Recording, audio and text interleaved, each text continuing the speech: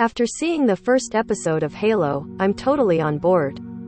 I'm a Halo lore hobbyist, meaning that while I've enthusiastically experienced the campaigns of Halo's Combat Evolved through Guardians, go on regular Halopedia wiki dives, and own a well-loved copy of Eric Nyland's The Fall of Reach, I haven't consumed everything the Halo universe has to offer.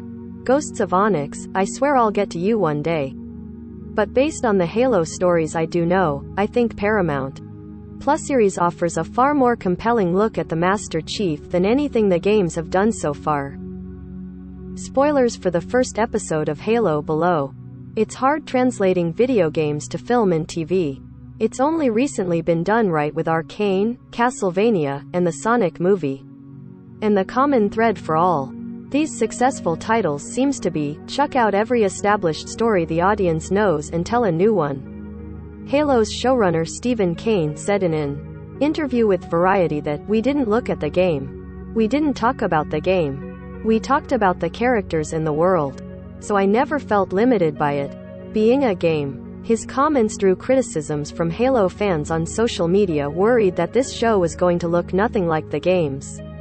It doesn't, and that's what makes it really good. I love that the central premise of the first episode has barely anything to do with the fight against the Covenant. It would have been very easy to make a show about the Master Chief with his blue team pals running up on the Gravemind or 343 Guilty Spark. Instead, the entire first episode is all about the friction between the Chief and his UNSC masters, a topic that wasn't even broached until Halo 5 Guardians, and, even then, only in the context of, "I must save my AI girlfriend, Mom, and you won't let me." The showrunners were absolutely correct in their choice to not look at the games. The result is a story that asks us to grapple with the very reason Spartans are created, as weapons for the suppression, repression, and subjugation of humanity, a premise the games have almost never asked us to interrogate. Spartans have always been these superhuman human-killing machines devoid of emotion, but we have never had the chance to see how the Spartans themselves feel about that. That's the promise of this show, and I'm super invested in the conclusions it'll draw. That's not to say I loved everything about the show's first episode. I am befuddled by the introduction of a high-ranking human in the Covenant faction. And, as my colleague Charles Pulliam Moore alluded to in his Halo review, it's a bit too gruesome. Halo as a game was never like Gears of War. You shot the Covenant, and they fell down, they never exploded in a cloud of purple mist.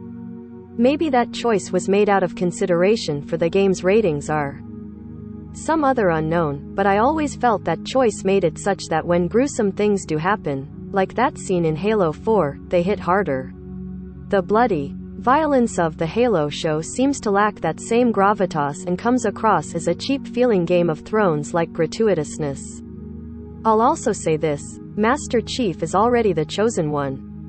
In the games, Cortana literally chooses him based on nothing more than her perception of his luckiness. So I find his additional, "I am a very special boy," modifier in the form of his preternatural connection to the show's mysterious artifact a little annoying. Ultimately, this is only episode 1. There's still time for the show to devolve into an, "Oorah, let's kill us some aliens," fest. But if it continues along the path this first episode has charted, I think the show will be a refreshing entry in the Halo canon.